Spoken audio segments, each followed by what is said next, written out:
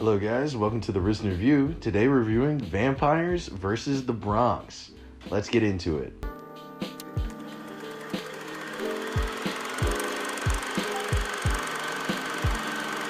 The movie is about three kids in the Bronx who are starting to notice how a lot of people are in their neighborhoods are going missing. A lot of restaurants and different businesses seem to be shutting down and are getting torn down and replaced with different condominiums. They figure out that it is vampires and they have to go hunt these vampires. It's a very, very fun movie. I thought it was really, really funny, really cool, and it's a great metaphor for gentrification wrapped in kind of this horror comedy movie. It's really good. I mean, it literally has white people sucking the life out of people in the community. Very clever, very funny. There's a lot of good cameos in it. Mero from Deezus and Mero, or Bodega Boys podcast, you might know him. He's in it. He plays, one of the bodega owners who the kids are very, very fond of. Method Man is also in the film too, which I love. He plays a priest of all things. It also stars Jaden Michael, Gerald Johnson III, and Gregory Diaz IV. A lot of legacy names in here, but I'll tell you what, those kids had some really stellar acting, so they're making their ancestors proud.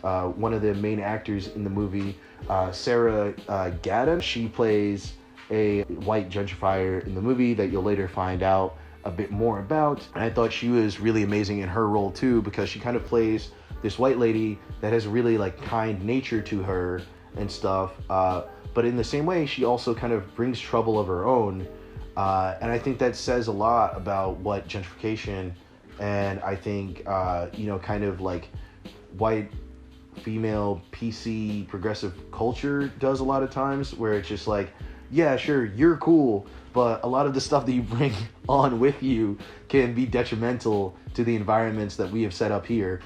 There's a lot of different stuff and a lot of different things that cultures offer in neighborhoods that I think slowly get turned away after a neighborhood just gets re-gentrified into this kind of cookie cutter, cupcake shop, artisanal coffee neighborhood. So I thought she did a really good job of kind of playing that character. It's just a very, very funny movie, very poignant movie, obviously, with everything that's going on, especially since I live in New York, Brooklyn, which is already taken over by vampires, you motherfuckers. So it was something that I found very, very relatable and stuff, and I thought it was just really good. The directing was solid. Anybody who's into horror movies, especially B movies, like horror B movies and stuff like that, and kind of horror comedies, you're gonna love this movie.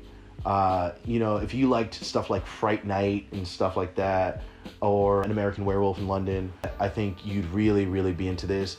For parents, possibly showing their kids this movie, it's actually really not bad at all. It's PG-13.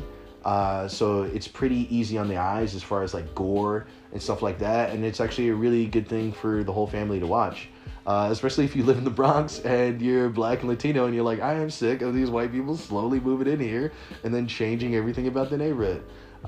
So it has a lot of stuff that I think will resonate with a lot of people, and I think a lot of white people that watch it will find it really funny and true and honest.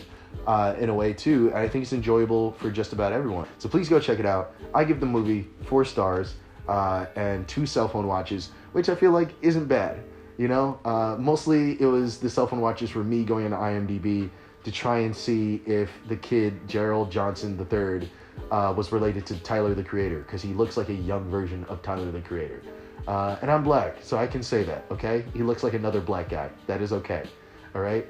So please go check out the movie, and please subscribe, and share the channel.